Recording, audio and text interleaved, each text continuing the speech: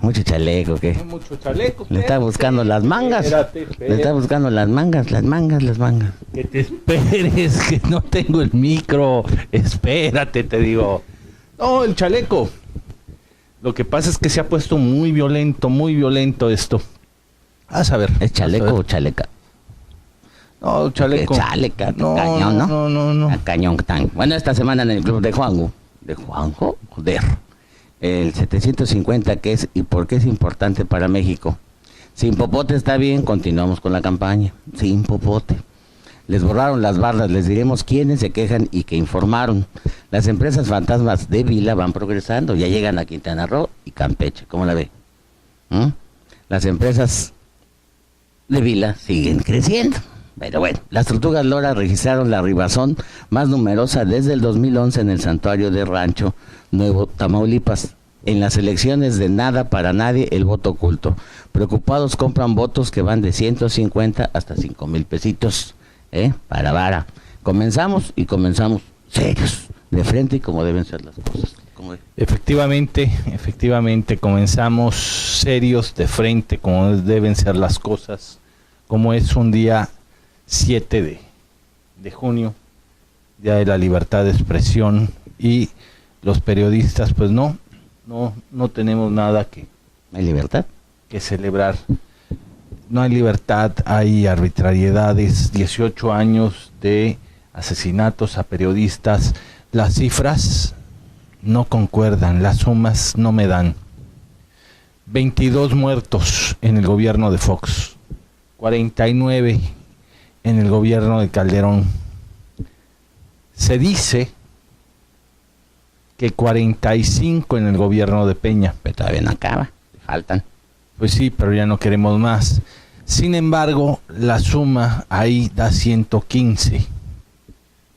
Pero la Comisión de Derechos Humanos da 136 plumas y voces calladas.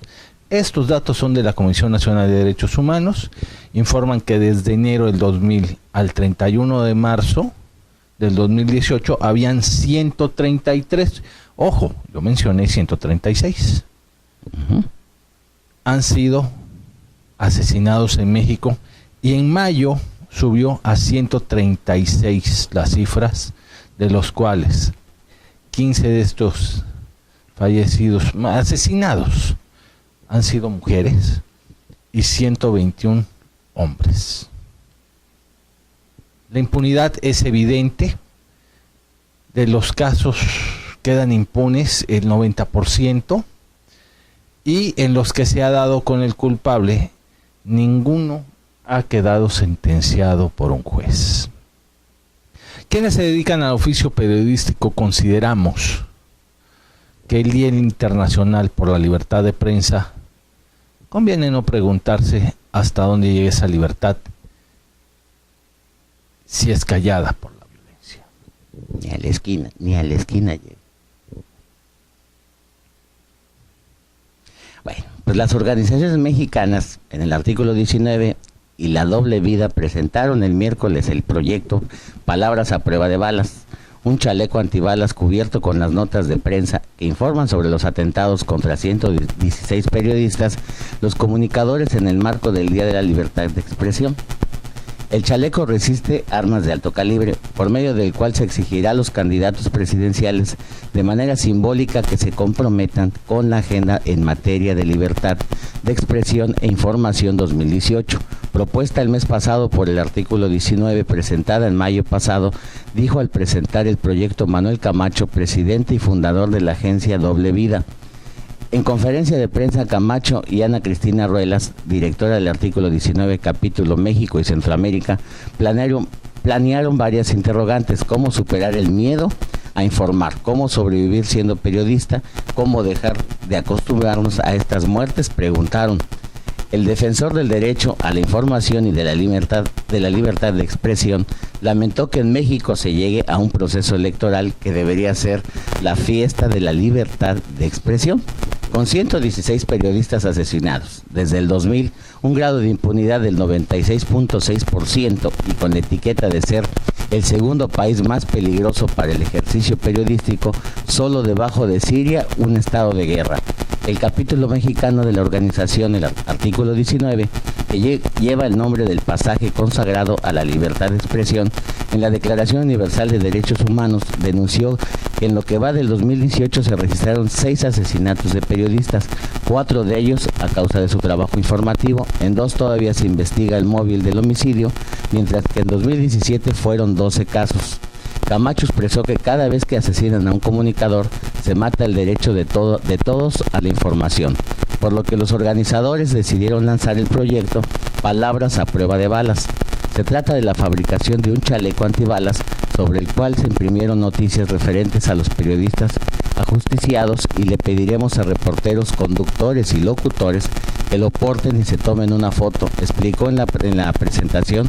El objetivo es que esa imagen se viralice y se haga conciencia a la ciudadanía sobre lo que significan para la libertad de prensa los atentados mortales contra los comunicadores. Las organizaciones fabricaron 2 chalecos antibalas reales, los cuales a la altura del corazón llevarán escritos los nombres de los 116 periodistas asesinados en México desde el 2000 como una manera de honrar a los profesionales de la información que perdieron la vida por el simple hecho de ejercer su trabajo. Al hacer visible la violenta realidad que enfrentan los periodistas, en México el símbolo fue creado para que los periodistas no necesiten un chaleco antibalas. La campaña exige un compromiso de quien resulte ganador en las próximas elecciones presidenciales y legislativas, que conozca a fondo la problemática y tenga una base de actuación para combatir y prevenir los atentados contra los informadores. La agenda presentada a los candidatos plantea una serie de lineamientos que la próxima administración federal podrían sumar a su proyecto de gobierno con el objetivo de garantizar el ejercicio de la prensa y el libre pensamiento. ¿Cómo la ves desde ahí? Violencia contra periodistas. Los actos de violencia contra periodistas tienen un triple efecto. Vulneran el derecho de las personas, las sociedades, a buscar y recibir información e ideas de cualquier tipo. Más aún, la falta de debida diligencia en la investigación, persecución y sanción de todos los responsables puede generar una violación adicional a los derechos al acceso a la justicia y garantías judiciales. Obligaciones de los estados con los periodistas. La seguridad de los y las periodistas es una obligación estatal que 3 deberes especiales resumidos en las 3P. Prevenir, proteger y procurar justicia. Antes de seguir al siguiente punto, no solo es para los periodistas. Para la sociedad lo necesitamos prevenir, proteger y procurar justicia. Para los policías necesitamos prevenir, proteger y procurar justicia. Para los dueños de las escuelas necesitamos proteger, prevenir y procurar justicia. Para los dueños de hospitales. La sociedad está vulnerable. Hoy en Yucatán tenemos un candidato a gobernador que no lo previnieron, no lo protegieron y no sé si le vayan a procurar justicia. No se está respetando y eso es delicado. Adelante. Pues delicado, delicadísimo, pero bueno. Ay, ¿qué creen? Que no, ya no sé qué decir con tanta violencia. Prevenir, vamos a prevenir. Vamos a prevenir. Pues la promoción de la seguridad de periodistas no debe de limitarse a adoptar medidas después de que hayan ocurrido los hechos. Por el contrario, se necesitan acciones de prevención dirigidas a atacar algunas de las causas profundas de la violencia contra periodistas y de la impunidad. Los deberes son: adoptar un discurso público que contribuya a prevenir la violencia contra periodistas y que no los exponga a un mayor riesgo, así como reconocer de manera constante, clara, pública y firme legitimidad y el valor de la labor periodística, aun cuando la información difundida pueda resultar crítica, Inconvenientemente e inoportuna para los intereses del gobierno, las autoridades tienen la obligación de condenar enérgicamente las agresiones contra los periodistas y atentar a las autoridades competentes a actuar con la debida diligencia y celeridad en el esclarecimiento de los hechos y en la sanción de los responsables. Instruir a las fuerzas de seguridad sobre el respeto al trabajo de las y los periodistas y adoptar mecanismos de prevención adecuados para evitar la violencia contra quienes trabajan en los medios de comunicación, incluida la capacitación de funcionarios públicos, en especial las fuerzas policíacas y de seguridad, y la adopción de guías de conducta o directrices sobre el respeto de la libertad de expresión. Que tengamos una cartilla, ¿no?, de derechos. Así es. Pues ya respetando el derecho de los periodistas a la reserva de sus fuentes de información, apuntes y archivos personales y profesionales, la protección de las fuentes confidenciales contribuye al rol fundamental de la vigilancia de la prensa y ayuda a prevenir que los y las periodistas sean víctimas de actos de violencia. Asimismo, la ausencia de esas protecciones podría disuadir a las fuentes de colaborar con la prensa para informar a la población sobre asuntos de interés público. Sancionar penalmente la violencia contra los periodistas y trabajadores de los medios de comunicación. Se ha recomendado que al derecho penal reconozca una categoría específica de delitos cometidos en represalia por el ejercicio de la libertad de expresión, producir datos de calidad, compilar y mantener estadísticas precisas sobre la violencia contra periodistas para diseñar, implementar y evaluar políticas públicas efectivas de prevención, protección y juzgamiento penal de la violencia contra los periodistas. ¿Cómo la ve? Pues así. Pero es de que la vea, que la apliquen. Este jueves a las 8 de la mañana, ¿ya la van a aplicar? Monumento a la Patria, aquí en la ciudad de Mérida, pues realizó la ofrenda floral. En esta ocasión estuvo a cargo de la Asociación de Locutores de México por parte del delegado nacional José Luis Preciado Barreto. Hay que proteger a los periodistas.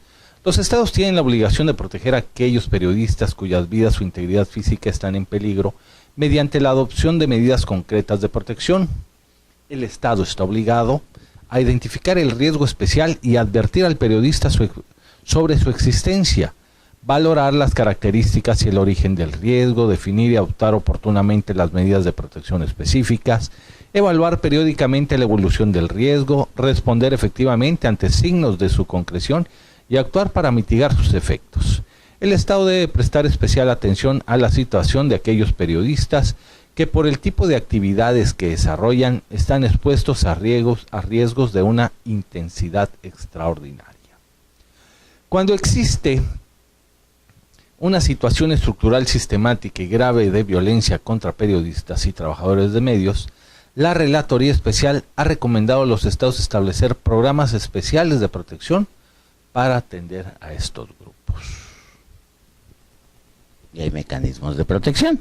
Hay mecanismos de protección. Colombia, en el año 2000, los periodistas y comunicadores sociales fueron por primera vez reconocidos como una población en riesgo especial, con la creación del Programa de Protección a Periodistas y Comunicadores Sociales, a cargo de la Dirección General para los Derechos Humanos del Ministerio del Interior.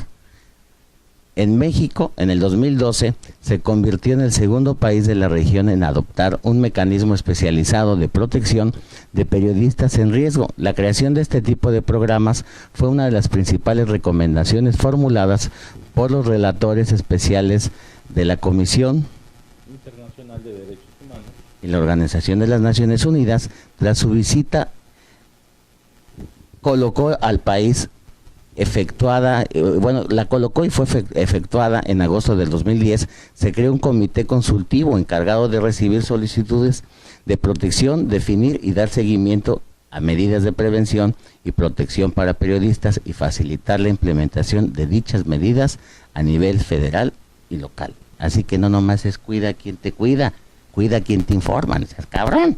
Así es. Pasen de rosca, bajen unas rayitas, ¿va? Bueno, ¿cómo se las bajamos? Que bajen. Vamos a seguir de frente. En Honduras. Caliente. En Honduras, el Congreso Nacional de Honduras aprobó en el 2015 la Ley de Protección para las y los defensores de derechos humanos, periodistas, comunicadores sociales y operadores de justicia que creó el Comité Técnico del Mecanismo de Protección, encargado de realizar los dictámenes de análisis de riesgo, deliberación y decisión sobre las solicitudes de protección presentadas ante la Dirección General. Procurar justicia. Los estados tienen el deber de investigar, juzgar y sancionar a todos los autores de los delitos contra comunicadores, tanto los materiales como los intelectuales. Además de partícipes, colaboradores, encubridores, esta obligación implica adoptar un marco institucional adecuado que asigne la responsabilidad de investigar y juzgar dichos delitos a las autoridades que estén en mejores condiciones para resolverlos, con suficientes recursos humanos, económicos, logísticos y científicos, y que además cuenten con autonomía e independencia para actuar. Se les debe brindar capacitación y adoptar medidas para protegerlos, en contextos en los cuales exista un riesgo continuo de que produzcan actos de violencia contra periodistas y donde prevalezca la impunidad. Se le ha recomendado a los estados crear unidades de investigación especializadas en delitos contra la libertad de expresión. Actuar con debida diligencia y agotar las líneas de investigación vinculadas con el ejercicio periodístico de la víctima, tomando en cuenta la complejidad de los hechos, el contexto en que ocurrieron y los patrones que explican el crimen, asegurando que no haya omisiones en la recopilación de pruebas y en el seguimiento de líneas lógicas de investigación. De no ser así, habrá menos posibilidades de conseguir resultados y probablemente despertará cuestionamientos sobre la voluntad de las autoridades de resolver el caso. Efectuar investigaciones en un plazo razonable, evitando dilaciones o entorpecimientos injustificados que conduzcan a la impunidad. Una demora excesiva en la investigación de actos de violencia puede constituir por sí misma una violación de las garantías judiciales. Remover los obstáculos legales a la investigación y sanción proporcionada y efectiva de los delitos más graves contra periodistas. La Comisión Internacional de Derechos Humanos ha llamado la atención especialmente acerca del uso de las leyes de amnistía generales para obstaculizar la investigación de hechos de graves violaciones de derechos humanos cometidos contra periodistas, facilitar la participación de las víctimas o sus familiares en todas las etapas e instancias de la investigación y en el juicio correspondiente. Pero no nada más la recopilación, no me alteren la escena del crimen, de los hechos. No la alteren, que no la alteren, así es. Que todo se regule y ¿qué? Y para los políticos ratas no va a regular nada. Para todos Ahí les tenemos su el llamado es para todos precisamente. Pues ahí está Celestún. Cisal también se levantó. Cisal. Ahorita ¿qué le dijeron? Vamos a terminar con el tema de los periodistas porque tenemos que adoptar una perspectiva de género. Esta es muy en especial para las compañeras. Los estados están obligados a garantizar la seguridad de las mujeres que ejercen el periodismo, que tomen en cuenta los múltiples y específicos riesgos que enfrentan. Esto implica comprender cómo operan las desigualdades de género y las prácticas sexistas en el fenómeno de la violencia contra periodistas, y con ello favorecer la definición de medidas de prevención, protección y procuración de justicia adecuadas. La violencia contra las mujeres periodistas puede manifestarse de distintas formas: el asesinato, la violencia sexual, y entre ellas hay que incluir el acoso sexual que sufren las compañeras, la intimidación, el abuso de poder y las amenazas basadas en el género. Y Yucatán no es exento, Tabasco no es exento, Quintana Roo no es exento. He estado en Veracruz en algunos lugares. En Veracruz se han presentado más asesinatos junto con Guerrero de periodistas. Bueno, ¿qué más? No lo si es exento. No me toque. Las mañanitas, ¿verdad? Bueno, Pues que le seguimos. ¿Cuáles son las obligaciones de los estados en relación a la violencia contra las mujeres periodistas? Según la jurisprudencia interamericana en casos de violencia contra mujeres periodistas, los estados tienen, además de las obligaciones genéricas señaladas, una obligación reforzada de actuar con debida diligencia a partir de las disposiciones existentes en materia de los derechos de las mujeres, como los establecidos en la Convención Belém do Pará. Los estados deben adoptar medidas de protección en casos específicos en los que determinadas mujeres periodistas corren un riesgo especial de ser víctimas de violencia, tomando en consideración las distintas formas de discriminación por otros motivos conexos como su raza, etnia, edad o orientación sexual, entre otros. Resulta indispensable, además, que las autoridades encargadas de proteger e investigar sean debidamente capacitadas en materia de género, para evitar estereotipos discriminatorios a la hora de evaluar la credibilidad de la denuncia presentada, culpabilizar a la víctima, justificar los hechos por su actitud o comportamiento, o que por sus relaciones sentimentales se cuestione su honra o se utilice un vocabulario sexista. El rol de los medios de comunicación en la seguridad de los periodistas. Los medios de comunicación y organizaciones no gubernamentales tienen un rol importante en la tarea de prevenir, evitar y sancionar la violencia contra los periodistas. Los medios de comunicación deben de proveer el apoyo apropiado a las y los periodistas, incluyendo protocolos de seguridad y capacitación adecuada para aminorar los riesgos, tanto si son periodistas permanentes como el freelance. El Plan de Acción de las Naciones Unidas sobre la seguridad de los periodistas y la cuestión de la impunidad señala que las medidas deben incluir cursos de formación en materia de seguridad, asistencia sanitaria y seguro de vida, acceso a la protección social y remuneración adecuada para el personal a tiempo completo y por cuenta propia. Así es, delicado el tema. Ahí está, señores, no es nuevo. Este problema lo hemos tenido. Y no para con esto. Si nos vamos con los tratados internacionales a los que México está inscrito, también está ahí. El problema es que son vulnerados los derechos humanos de toda la sociedad, no nada más de los periodistas. Entonces, hoy en este día de la libertad de expresión, un llamado a las autoridades, un llamado a los candidatos, a todos, presidentes de la República, candidatos a senadores, candidatos a diputados federales, a diputados locales, a gobernadores, a presidentes municipales, a regidores. Todos ellos, no se ha escuchado ni una sola propuesta, ni una sola postura en defensa y en pro de los comunicadores. A ti te hablan, no te hagas güey. De los periodistas. Y si nos vamos, he estado en la Cámara de Comercio y la Cámara de Comercio citó a los candidatos y la pregunta es, ¿si estás de acuerdo y qué harías? Aquí la pregunta es la misma. ¿Qué harían? Aunque no estén de acuerdo. Es qué van a hacer. Es más, no se la dejo solo a ellos. ¿Qué vamos a hacer? Porque también como periodistas tenemos que ver nuestra integridad. Oye, que va a estar la nota, sí, pero yo no quiero ser noticia. Voy por la nota, sí, pero qué desagradable es dar una nota de un compañero, de un amigo. Entonces eso... Y más si es inocente. No se vale. Más si es víctima, ¿no? ¿Sí? Pero bueno... Cuando se la ganan, pues se la ganaron, ¿no? Bueno. Vamos con cosas...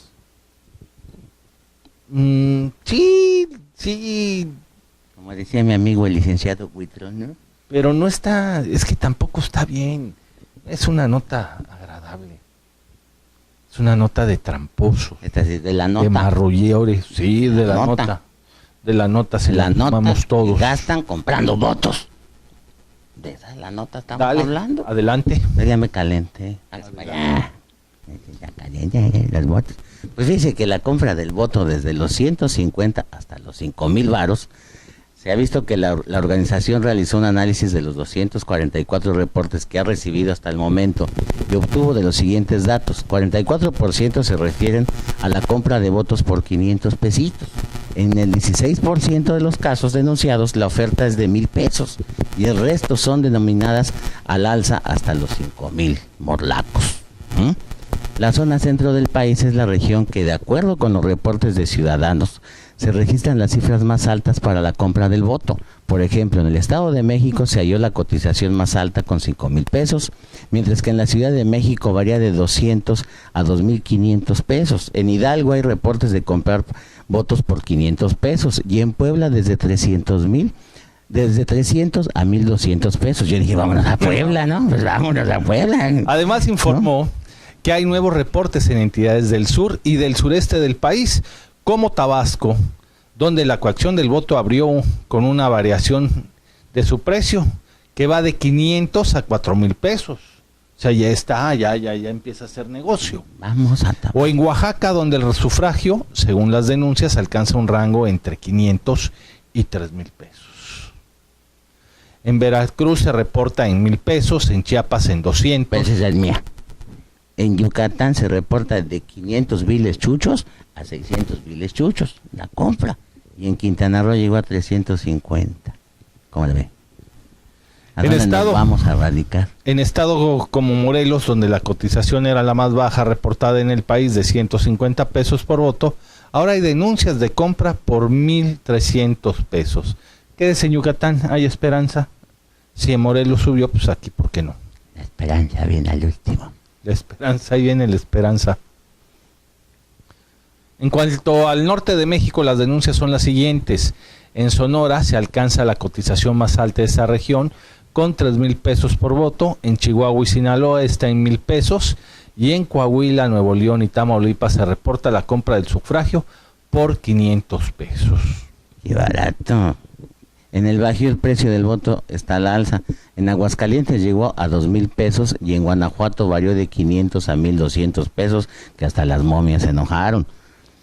Traduciendo en Yucatán, suponiendo que paguen 600 pesitos por el voto, entonces lo dividimos entre 6 boletas, nos queda a 100 pesitos por boleta. Entonces, otra nueva división, pero no de las partidas, de la división de los numeritos. Ahora multiplicamos 6 por 365 días. Usted aceptó vender su voto por 4 centavos, por eso tiene un incremento salarial tan bajo. Tengo un adjetivo muy grande para todo esto. ¿Lo digo o me lo reservo? No, resérveselo. Voy a dormir con él. Bueno, mejor dejemos de vaciladas y comencemos a empoderarnos unos a otros. Esto es muy sencillo. Consuma lo que la comunidad produce y esto nos va a permitir crecer a todos juntos y no vamos a tener necesidad de irle a pedir dádivas al que quede en el poder y al que quiera poner su muro. ¿Cómo lo ve? Así es. Mitos, mentiras y realidades. ¿Saben lo que es el código 750 o 750? El código 750 es basura, sí y no. ¿A qué se refiere el código 750? En el código de barras, usted vaya a algún súper y cheque. Todos los numeritos dicen 750 y luego vienen descripciones. De hecho, aquí en la pantalla lo tenemos cómo se viene clasificado todos los números. Este código que sirve para apoyar a México, pero no para apoyarlo de manera económica, no confundamos. No, pero te dicen que sugieres que compres todo lo que dice código 750.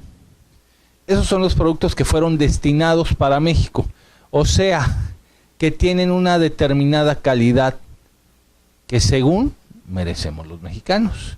Y esto es culpa de las autoridades que lo han permitido por años. Oiga, pero no le entendí. Ahí te va. En Estados Unidos te pueden vender una cámara fotográfica, ¿sí? Pero resulta que el modelo es X50. Ah, no, 3X. Por así. Pero para México no llega el modelo X50, llega el modelo X50D. uno pensaría que es mejor. Pues resulta que los componentes internos son de menor calidad que los que se utilizan. Eso pasa también con algunas cosas. Por ejemplo, ¿por qué digo que el código 750 es basura? Ya dije porque no lo era. Ahora sí voy a decir por qué sí lo era. Vaya usted al mercado, pregúntele a una vendedora de rábano. No, ese es de Tila, ese es de Tina tuyo. Vamos a dejárselo a Tina. O pregúntele a Tina si sus códigos de barra vienen incluidos en los rábanos. ¿Y si sus códigos de barra fueran a la leña? ¿Cómo son? ¿O limones? A ver, pregúntale a Tina, ¿sí? No, los huevos. Los huevos ya vienen con código de barras. ¿No se suben? ¿No se suben? ¿Se lo suben? No con el escáner, ¿no? Pues no tienen, las gallinas no tienen un código QR o un código de barras con que los puedan imprimir. ¿Pero qué dice la gallina? Atrás de la raya que está trabajando, ¿no? Tras de la raya que está trabajando, así es. Entonces, ¿qué debemos hacer? Empoderar nuestro comercio. Tenemos exportaciones en México. Los vehículos. Somos excelentes exportadores de vehículos. Pero resulta que los autos no son mexicanos. Solo son ensamblados en México con mano de obra barata. Me siento agotado. Nos están. Clima. Clima me agota. Ahora sí, di que son los C4 que están interviniendo aquí. Ahora, necesitamos que la industria mejore. Y que mejore para bien, para los mexicanos. Tenemos vehículos que en otros países no los permiten por tener una baja calidad o no tienen ciertas características de seguridad para México. ¿Y eso quién lo permite? Nuestros diputados, nuestros senadores.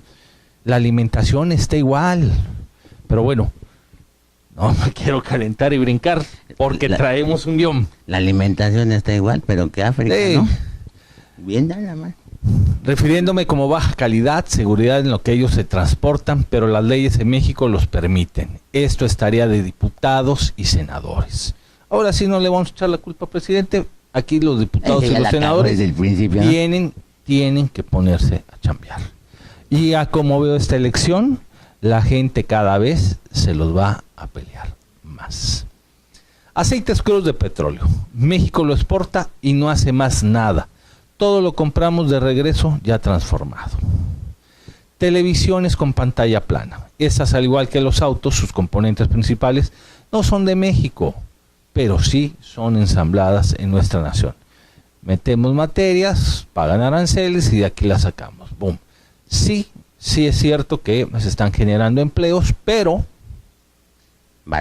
Eso es como algunas calles en Campeche que ahorita voy a explicar.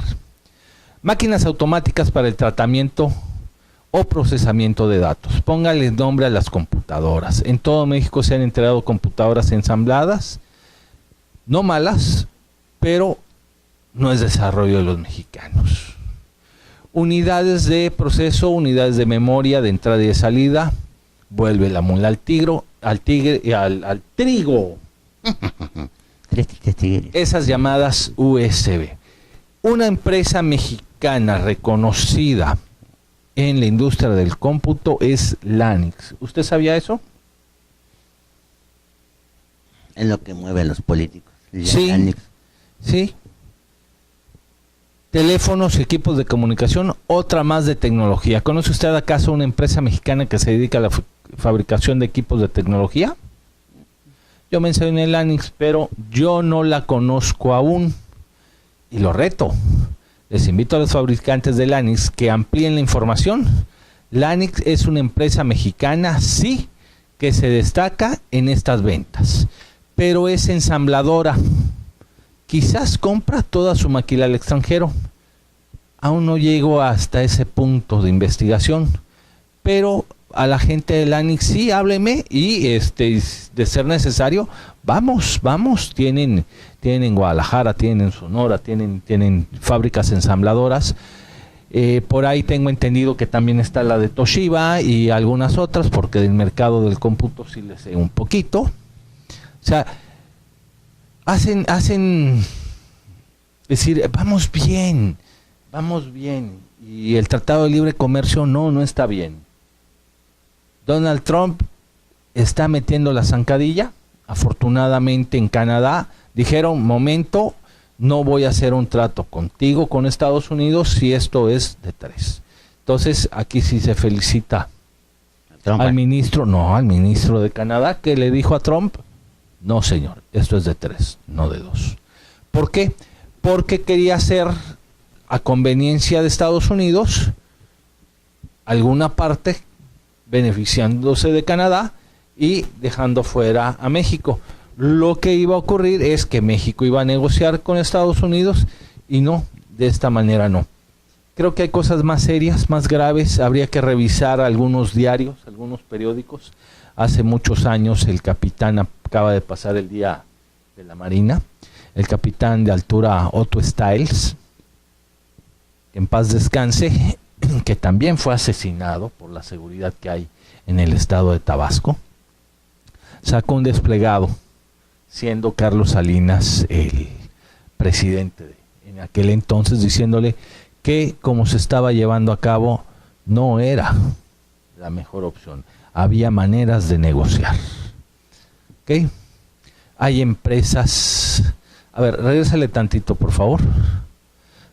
Hay instrumentos médicos. Aquí es tan variado que me gustaría que si hubiera empresas mexicanas que se estuvieran desarrollando en este punto, pues que me avisen, porque un alfiler, una aguja, un bisturí, una gasa, pues sí es material quirúrgico, sí son instrumentos médicos, pero como que todo eso está muy vago, ¿no? Mercancía para ensamble o fabricación de aeronaves también está vago. Sí, como que, ay, mételo, total, es tanto que ni siquiera van a regular, y quién sabe, a lo mejor son empresas de los nuevos ricos de cada sexenio y de cada gobierno. Los refrigeradores y equipo para frío. No alcancé a distinguir algún... Proveedores sí, fabricantes en México no. La regulación de gases para no te dice, aquí te dice para frío. El R22, yo no sé qué cosa, que es para aires acondicionados, el R22 ya no se puede utilizar porque dañan la capa de ozono. O sea, todo eso. 5 minutos nos queda para terminar. ¿Cuánto llevamos? Ok, pues vamos a continuar. Productos alimenticios que más exporta México: cerveza de malta, tomate, aguacate, tequila, azúcar de caña, frutos rojos. En total son 20 los productos de mayor exportación. Se encuentran en la lista también el tequila, el azúcar de caña, las berries, las zarzamoras. Las zarzamoras. Yo decía Stromberg, no, zarzamoras. De acuerdo con los datos del Sistema de Información Agroalimentaria y Pesquera. En nuestro país ocupa el segundo lugar en el orden espárragos, garbanzo, nuez en cáscara, artículos de confitería y col.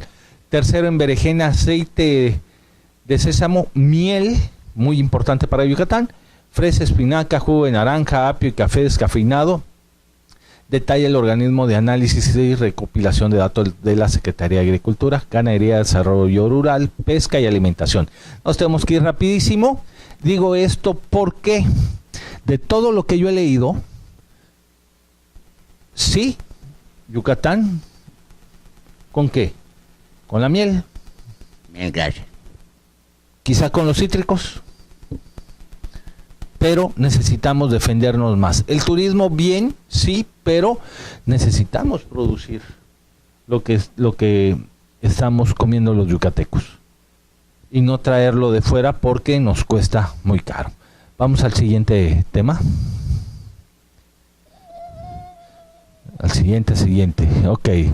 Dice, no. A ver, nos brincamos. Ahí están. Los ríos del pan llegan hasta Campeche, en Quintana Roo, la danza de los millones. Rapidito voy a hacer este comentario. Se habla de las empresas fantasmas de Vila.